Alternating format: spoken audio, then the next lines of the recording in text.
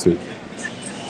Good morning, ladies and gentlemen. Welcome to the pregame cheat sheet. I'm Darren Smith along with my man Steve Ross. We are live from the Lucas Oil Stadium in Indianapolis, Indiana, where the Chiefs will be taking on the Indianapolis Colts in just under an hour. Steve, what's going on with you, man? I'm feeling great, feeling lovely. People going to say, well, why the glasses? Oh, well, I had about 35 minutes of sleep. So other than that, I'm feeling good. You got the open air stadium. The dome, weather is great here in Indy, so it's going to be a good game. And I can assure you, we are actually here to say this is not a green screen behind us. It really does look this good and beautiful here. We can reach out and touch the fans. Exactly. We can pull them in too, but we're not. But be that as it may, look, the Chiefs are 2-0, facing a team that's 0-1-1. This is the Colts home opener, so expect a lot of fireworks, a lot of excitement coming into today's game. So, Steve, obviously, first and foremost, the Chiefs are coming off of a 10-day rest. They got a chance, of course, they beat the Los Angeles Chargers at home at Arrowhead in their home opener. What are you expecting from in today's game? Basically, knowing that the Colts opened up the season with the tie against the the Houston Texans. Last week, they were shut out 24-0 by the Jacksonville Jaguars. Well, this game for the Colts is going to be one of those games that can make or break their season.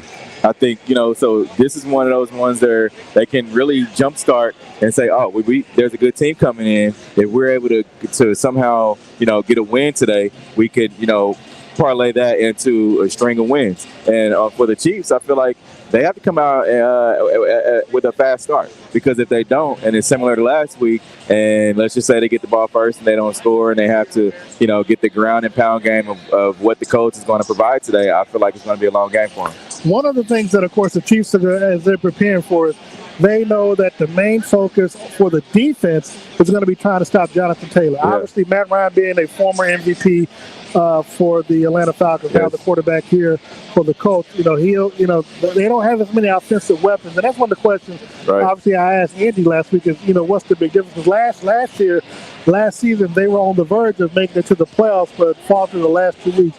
Jonathan Taylor is their workhorse. How much do you think the Chiefs are going to see a lot of him, depending on what the early score is? I think they're going to see a lot of him.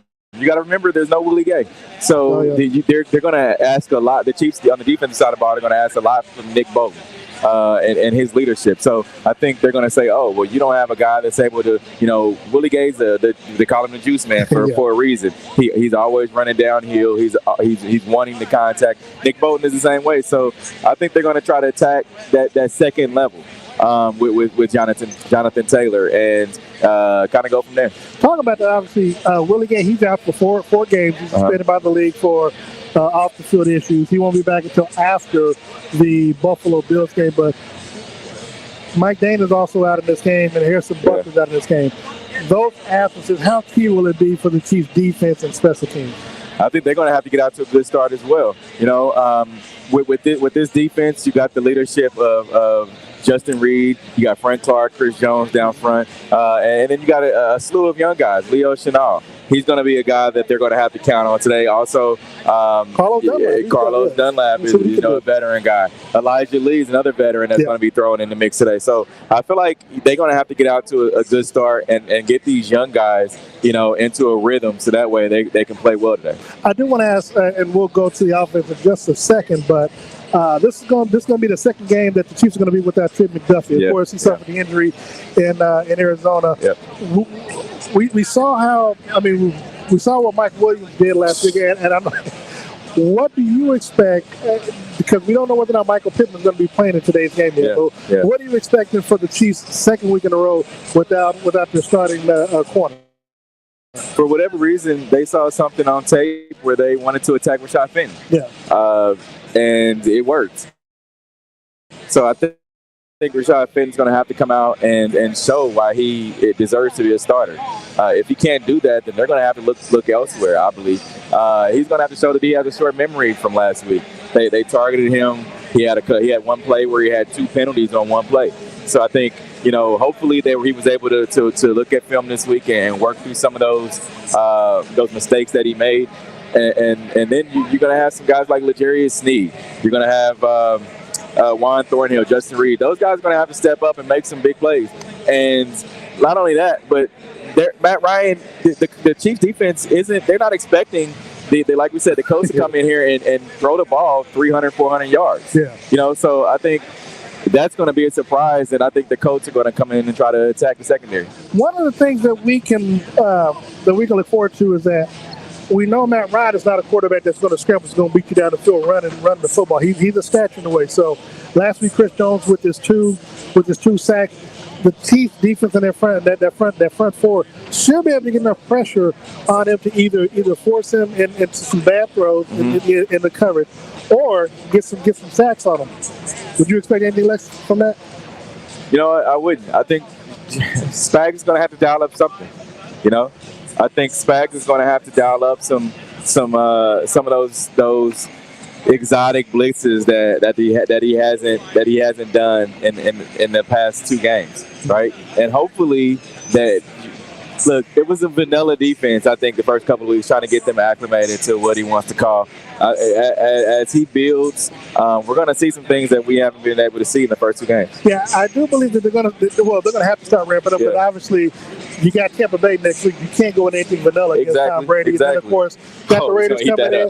You got Brady coming in, but then also after that, you got the big Week 6 matchup against Buffalo. Right. So, so if you're going to do something, you've got, look, you got to put the milk bottle away. Right. You got to come off of it, and you got to, time for you to get to work. We are live from Lucas Oil Stadium here in Indianapolis, Indiana. Chiefs Colts kickoff is noon back in Kansas City, 1 o'clock here locally. Of course, this is the Colts' home season opener, regular season opener. Didn't know that until I put it into the parking lot. Yeah, I found out last night. So definitely looking forward to the excitement, the atmosphere. Obviously, we're not on the field, but we're out amongst people. You see people walking behind us and see stuff like this. So we're glad to be able to bring this to you each and every week, home and on the road. Next week, Steve and I will be at Raymond James Stadium at Tampa Bay for the Sunday night football matchup between the Chiefs and the Bucs. Chiefs, Steve, offensively, we know what the team can do. Yeah. Now, a lot of people were, and we were surprised at just how slow the Chiefs offense started last week. Now, I don't know for me, I think this had to do with the fact that defensively, the Chargers had a better front four than what Arizona had. So the pressure being able to get to Patrick, we saw with Khalil Mack along with Joey Bosa. Now the Chiefs addressed it after Patrick got sacked. The Chiefs adjusted. I don't think he got touched any further throughout the game. But we talked. Fine either way, as long as they take care of business when they get the ball first on the first drive. How do you see this matching up today, Chiefs offense versus their defense? Because again, the Bucs have been, not the Bucs, but the Colts have been without a lot of players due to injury, and coming into this game, we don't know whether or not, talking to people, we don't know whether or not Shaquille Leonard, DeForest Buckner, some of those players on defense are going to be playing in today's game. And if so, it's going to be highly important that the Chiefs, like you said, take advantage of it, get out to an early lead, and not really try to play to not lose the game, but to play to win the game. Yeah, I agree. I think this is one of those games that they're going to want to suit up for. I mean, especially if you're going into one of those contract seasons and you're going to want to put Patrick Mahomes on the ground. But the thing about it is, we talk about the Chiefs' offense as a whole and them getting off to a slow start. If you can remember 2 weeks ago when I asked Patrick, he didn't use his legs as much as he did in the past to kind of get out there and create. I think that's going to come. Even when he did, we saw the sidearm, touchdown pass. I think it was to Jerick McKinnon.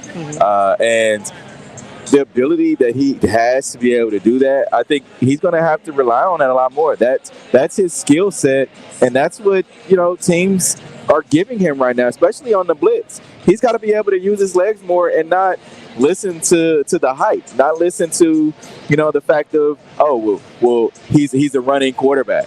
He can't stay in the pocket and make the pass. I think he's going to have to be able to get out in space and create, because when they do that and they start having the fun that they've had, you remember the Demarcus Robinson, Tyreek Hill, all those guys, they were able to leave their defender because Patrick Mahomes extended the plays. Yeah. We talk about him being his strength, being able to get out there and extend the plays. You're going to have guys like Stephon Gilmore, Nick Cross. Those guys can't guard MVS and Juju Smith-Schuster for that amount of time. If Patrick I think Gilmore, he is the former defensive player of the year. So he's older now. He's older. He's not the Stephon Gilmore that we saw with New England. That's fair. So I think he's going to have to get out there and be able to stretch the field. Now, today, I just don't feel like, there's going to be that much of an issue being able to do that. But I just think, like you said, the Tampa Bay game, you got the Raiders, you got good defense that you're going to be going up against. So I think developing good habits and not trying to fall into that mode of where, I feel like I have to, stay in the pocket and step up. So I'm asking this now. This is just my opinion, and let me know what you think, because I think, to your point, and I asked Patrick about this, but I'm concerned, especially knowing what we've got coming up. Yeah. The involvement or more involvement of the wide receivers, MVS and Juju. Last week against, 10 days ago against the Chargers, they only had a total of 5 catches combined together. And and look, obviously they're not Tyreek. They're not, Juju was the number one after Antonio Brown left. So he knows the responsibility, and he knows what kind of coverage he's going to get. Yeah. But, I know Patrick talks about spreading the ball around, but you don't want to spread it so far around where they lose focus or they lose interest. And to me, that's my biggest concern. I know, I understand the coverage and stuff like that, but the thing is, and I'm not saying force throws, but you do got to, to me, get them involved early in the ball game. And I get it. And we did say that is a good problem for you to have so many collective weapons that you're trying to use them all. Yeah. But those are important because when you get to those later games, they're gonna find a way to scheme against Kelsey to keep him from beating you and some of these other players. And if they're not involved early and often, by the time you get to them, we might see what Juju did in the first game against Arizona, where he's fumbling the ball and stuff because they're not that active in the passing game. I think the Chargers defense was just that good. Where they were able to take that away. I mean, they know what. Well, this is the game. I mean, this is the game where you want to be able to showcase that. You want to be able to showcase guys and get out there and have fun. But then it could be a gift and a curse, because this could be that game where the Colts may have just had a rough 2 weeks, and now they come in and they show up. Whereas the Chiefs could possibly have had the Chargers last week, and then this be that kind of trap game where they're looking ahead to Tampa Bay and playing Tom next week. So we'll see very quickly of what they want to come out with Andy Reid's first 16 plays. Patrick Mahomes, of course, last week had 35 yards passing, 2 touchdowns, no interceptions. Right now he's 7 touchdowns, no interceptions for the season. Generally for the month of September, he's pretty much flawless. I think he might have maybe 1 interception that he might have had, and that could have been, I think, last year when they started off with, on that funk, the funk that they had. I'm curious. What do you expect from him today, Patrick? Again, we're not thinking that the defense is going to be out at 100%. Yeah. Obviously, I'm thinking more so of a Arizona type performance. I think so too. In today's game. What are your thoughts on that? I agree. I think Patrick's going to have to come out here and showcase the team, showcase the offense. And I get it. We can't expect him to come out here and have 400, 500 yards every week. We can't expect him to come out and throw 4 touchdowns every week. That's just not practical. If he did, then he'd be the greatest quarterback of all time. If he was able to do that 17 weeks in a row in regular season, so we got to understand that he's going to stay grounded a little bit. But this is one of those games where on paper the Chiefs are just a better team, And so if that be the case, on paper that you're the better team, you got to come out here and show it, because look, great teams in the history of football, great teams, if you're a better team on paper, they're going to come out there and blow the doors off, right?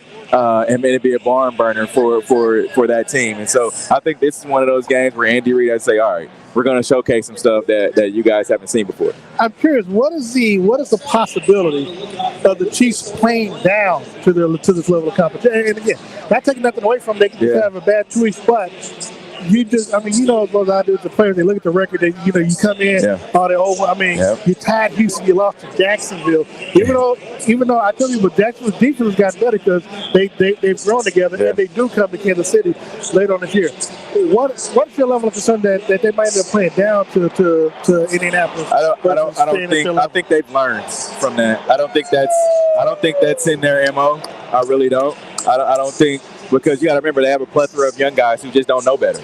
Right. So I think they're going to come out here flying around ready to play. And so with the young guys, it's going to be one of those games where the young guys are going to be able to boost up the old veterans that are like, oh man, it's just a week that we got to get ready for the Colts. You know, and the Colts haven't really done much. But I think Andy Reid has instilled that, you know, we're not looking past them. Whether they are, they're not telling us. So I think like they're going to have a great game. And the most important thing is, of course, making sure that, especially after what we saw last Sunday, they play 60 minutes of football, not 58, not, you know, because as Patrick, you know, the Chiefs defense gave up a touchdown with under 2 minutes to go in the ball game, it made the lead, you know, made the game look much closer than it ended up not being, you know, after the touchdown interception return. So again, to me, that's my biggest concern, is making sure that they don't lose focus.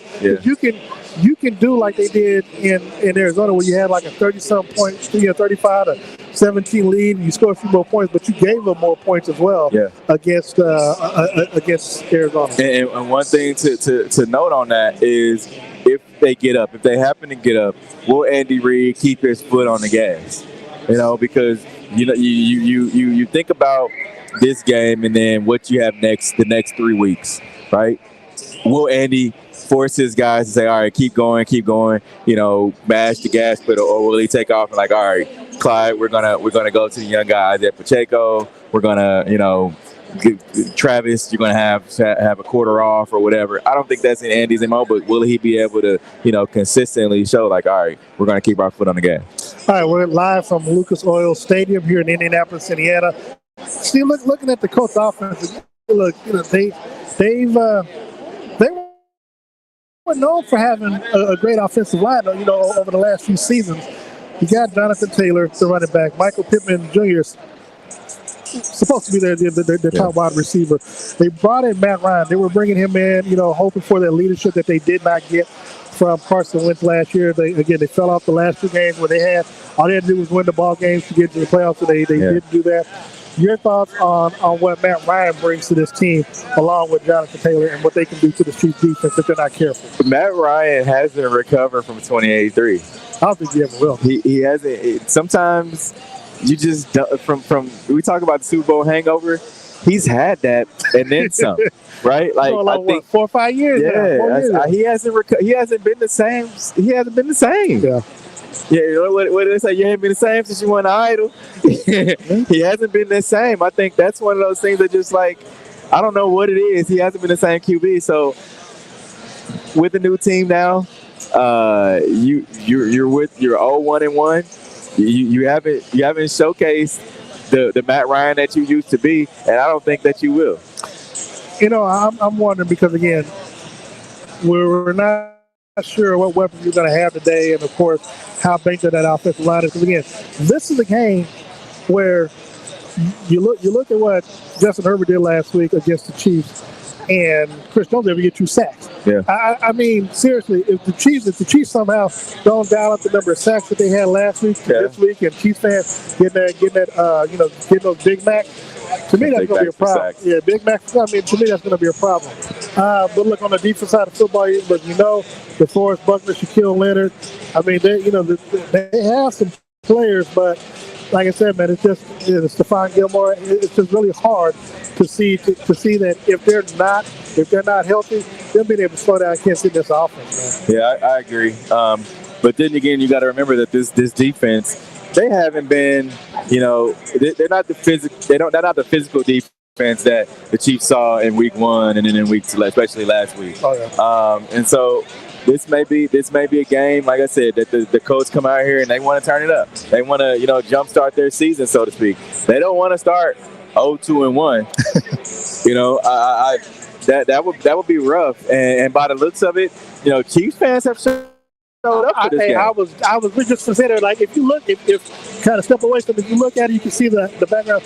it is going to be literally a sea of blue and red. Now, I know back in the day they had the little gang wars, Crips and Bloods. That's pretty much what it looks like up here. It's going to be red versus blue. Hopefully, they can hang their flags up, tie them together. Everybody get along. It's going to look like KU versus Duke. Yesterday.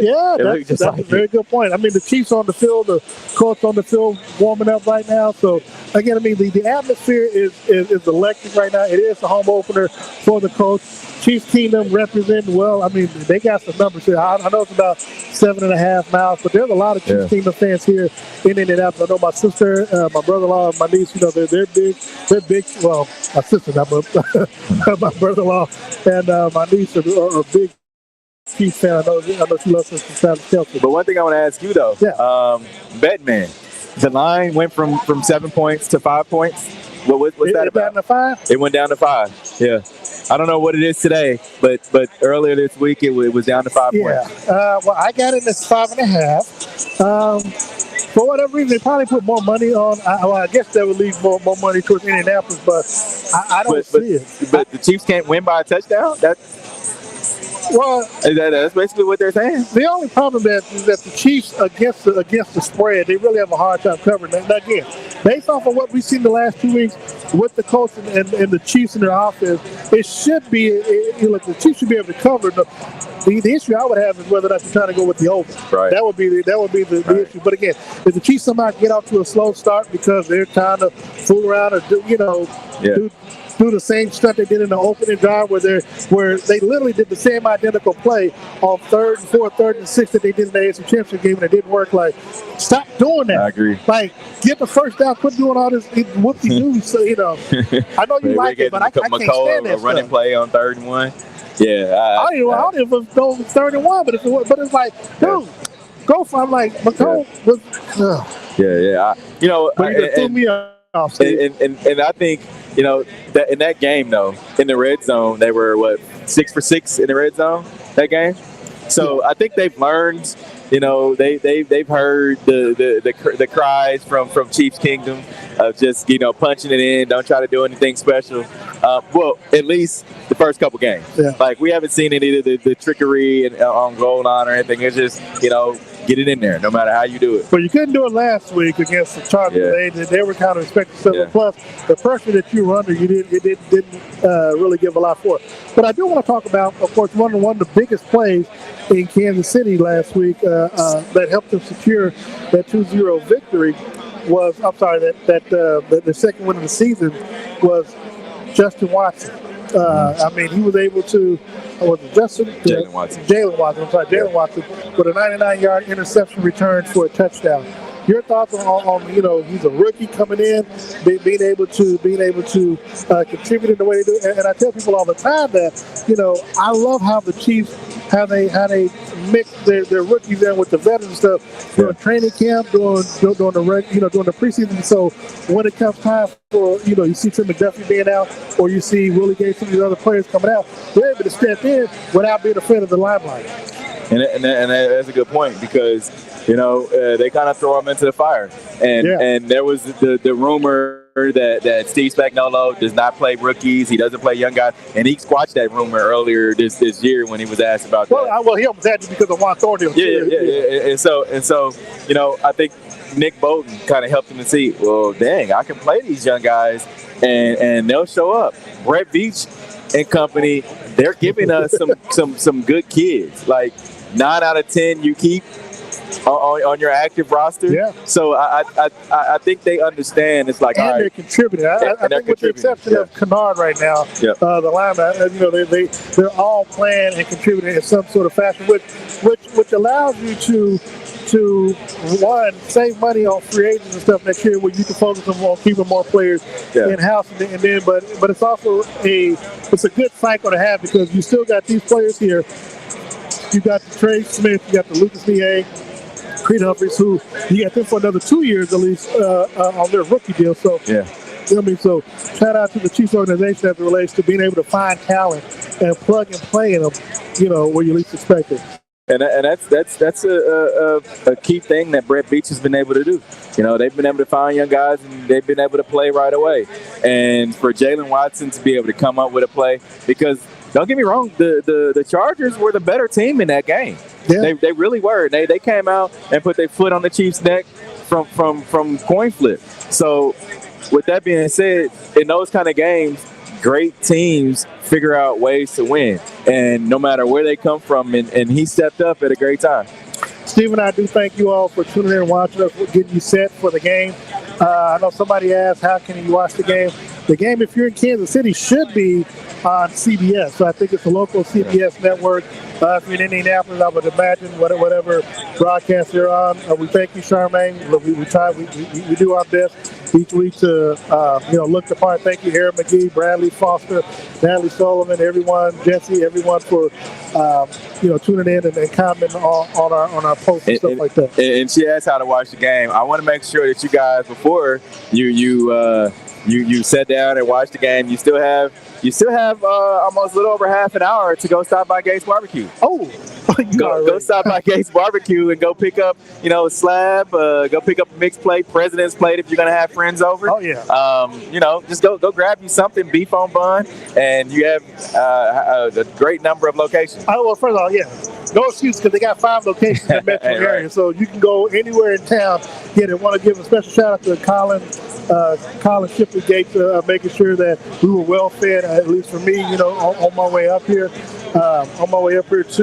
To Indianapolis. But again, 5 locations, Gates Barbecue, been around for over 75 years. They'll continue to be around. That is the game day meal for us, Steve and I, when we're covering the Chiefs football. And just really, anytime we want to barbecue, that's where we go. And when you tailgate next month, or 2 Mondays from now, make sure you have your sauce, your seasonings, because we will be coming around. Sauce Crew will be coming around to give you gift cards to Gates Barbecue. All right, Steve, so I want to ask you, keys to the game. Offensively, what's the key to the game? And we're going to go both sides. So we'll start with the Colts first. Keys to the game for the Colts offensively for them to beat Kansas City. I believe they need to start fast. They need to score. If you want to be able to keep up with this Chiefs offense, you got to be able to score. Matt Ryan has to be the Matt Ryan of old. Yeah. And I hope, we've been saying this all week, that the coach is going to come in here and try to ground and pound, run the ball, slow the ball game down. That's not a way to beat this Chiefs team. Because when you try to slow the ball game down and then Chiefs offense go 5 plays, 4 minutes and go down and score, then that's the problem, because then you have to figure out, all right, how can we quickly score? And at that point, you've already set the tone in the game of wanting to slow it down. So it's too late. So I think you got to come out and score fast. One flip side of that, though, is that when the Chiefs, sometimes when you score too fast, you kind of hurt your defense because you're putting it right back out there on the field. True, so that's true. That's the caveat, because you always want to score, but depending on how you're scoring, you might have enough energy for them. So defensively, what does Indianapolis do to try to keep the Chiefs out of the end zone and to try to keep them from winning the game? You got to get after Patrick Mahomes. You got to put him on the ground. That's how the Chiefs have lost before, is if you're able to put Patrick Mahomes on the ground. That's one. And then take away Travis Kelce. Talked about it in our pregame show last week. Being able to take away Travis Kelce, that's Patrick's go-to. If all else fails, I'm going to Kelce. So you got to be able to take him away. The Chargers were able to do it. The Chargers were able to take away Travis Kelce. If Travis gets out there and has 60-plus yards, they had Khalil Mack, they had Job, so they were able to get that pressure up there to where it disrupted his timing from everyone. Obviously, flip side, Kansas City Chiefs defensively, what do they need to do? Come out and play fast. Nick Bolton talks about it all the time. Getting out and being able to be out there, play free, play fast. I think Spags has to draw up a game plan to get after Matt Ryan. Because look, Chris Jones. He ain't gonna run nowhere. Right, Chris Jones and Frank Clark and company. They feed off that. This needs to be a big game for Frank Clark. Yeah, they feed off of being able to get after the quarterback and frustrate the quarterback. Because again, if the guys down front are doing what they need to do, it makes it easier on the back end. It makes it easier on Rashad Penny. So that way, he's not going to get ate up and torched for 50, 60 yards in the first half. So I think that D line has to get after Matt Ryan. Offensively for Kansas City, I know what they need to do, but you tell me what they got to do to win. Get everybody involved. Look, the past 3 weeks, or the past 2 weeks, week 1, Patrick had 9. 9 different receivers catch a pass. Last week, he targeted 10, had 9 different guys catch a pass. So I think needs to be more of that, but then kind of hone it in, right? Like, pick a guy. He talked about, the fantasy owners. It's going to be a different guy. We haven't seen it be a different guy. However, last week, I mean, you had some different guys step up when it needed to happen. So I think pick a guy and go after him. Figure out what Kelsey, because we know you're going to go to Kelsey. Figure out what cornerback you can pick on. Look, other teams do it to the Chiefs. Yeah. If you look at over the past 5 years that we've been, looking really in depth at this team, they found a cornerback and tried to go after him. Whether it was Marcus Peters, which they quickly figured out he wasn't it, he was that guy, or whether it been L'Jarius Sneed, and they quickly figured out that he wasn't that guy like that you want to pick on. And so I think, you're going to have to, Patrick's going to have to find somebody to pick on and go and find a receiver and say, all right, that's the matchup that I want to go after. Yeah, no, I agree. I mean, you got to do what some of these teams be doing in college, where you find a weakness and you keep attacking it until they decide to change it. Yeah. So I tell you this right now, look, man, obviously you see the sun's coming out, sun's above us right now. We're here, we are live. Steve Walls, myself, Darren Smith, live here at Lucas Oil Stadium. Kickoff is about a half hour away. We're about to end this show just a little bit once I get Steve's prediction. But I got to tell you once again, man, thank you so much for tuning in to us. You can find us on social media at Steve Walls KC, at Darren Smith WHB. I want to thank so much for Ms. Kate McKelvey, as always, supporting us, tuning in and watching everything we do. I want to thank you all for tuning in and watching as we get you all set up for kickoff. Again, reminder that next week, Steve and I, we will be in Tampa. I've heard it's supposed to the hurricane's supposed to get down there this week. I've heard. Yeah. I heard that too. So pray for us, because we'll be down there, but we're still going to bring you live coverage unless they cancel anything, which I don't think they will. Little water ain't never hurt nobody. Yeah, a little water, ain't never hurt nobody.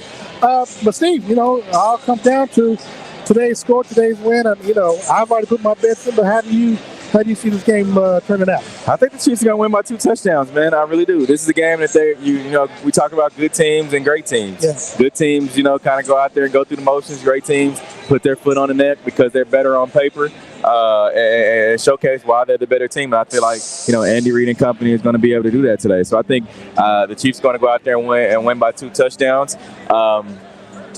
Patrick, I believe he's undefeated indoors.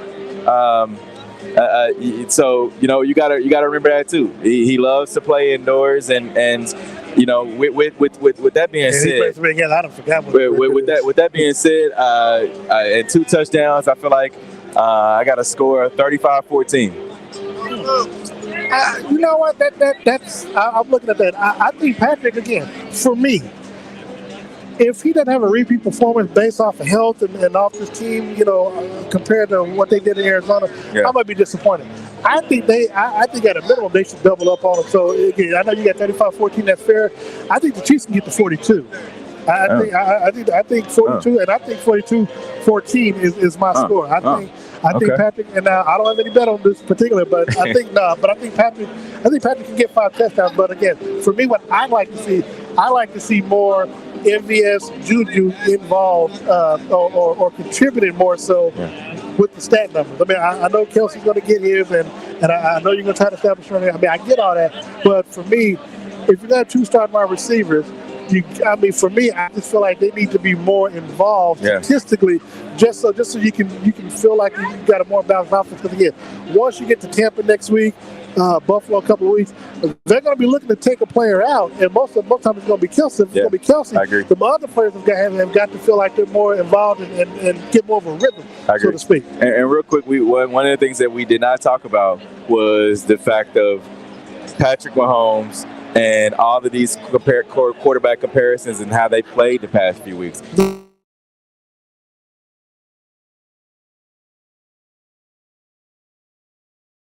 Tua. He came out and there's a couple other guys. The only other guy was Joe Burrow that hasn't really. And that's the better. They all see that. They all see that. They probably not gonna come out verbally and they tell their friends and family. We might get a little whisper about that, but they're not gonna tell us that. But we know that they see we know that they see the stats and everything else, and we know they hear what people say, they see what people say. That's what I mean. Like, so this is a game where you see Patrick count on his fingers. This has to be one of those games. Like, dude, there's no other game where, unless you come out and you're on fire against Buffalo or Tampa, then you're able to do that. But this is one of those games. Like, all right, I'm still that dude. So I'm curious when we get out of here. This is their first noon game of the season. Yep. They won't be playing at noon for at least another 4, 5, 6 weeks, I believe. Do you think it'll have any adverse effect on their performance today? You know what? I don't think so. I don't think they're going to still be asleep. They've had a few days off, right? They've had a few days off, and so Andy Reid is kind of a mini bye, he called. So Andy Reid, after a bye week, he's been phenomenal throughout his career. And people ask, Andy, why are you so great after a bye? Well, this is a mini bye. This is one of those where you're going to see Andy being in the lab and being able to pick and pick away, and figure things out, and seeing the team, seeing the Colts' different tendencies that they have, and being able to go at that. And so I think this is going to be one of those games where they're able to showcase that. All right, Steve, as always, we like to thank our sponsors. I know you are clean as a whistle. Who you want to do a shout out to today, man? I want to thank my good friends over at Dillard's Zona Rosa. Remember, not only men, but they have women, they have kids. Go out there and check out Dillard's at Zona Rosa. They were able to take care of your game day look. Whatever your game day would look like, go out there and check them out. All right, Dillard's out there. Of course, as always, I want to thank Todd White. Todd's clothing and tailored suits got me bringing in the fall weather with the pumpkin look today. Of course, go to Twitter, go to Facebook. You see myself, you see Patrick Mahomes. We got a little friendly contest going on. A lot of people signed with me today. I appreciate that. Yes. But of course, I got stuff for next week too in Tampa Bay. But as always, Steve and I, we really thank you all for tuning in. Again, on social media, hit Steve Walls up at Steve Walls KC. Hit me up at Darren Smith. I think that's theirs now. That's theirs. No, that's theirs.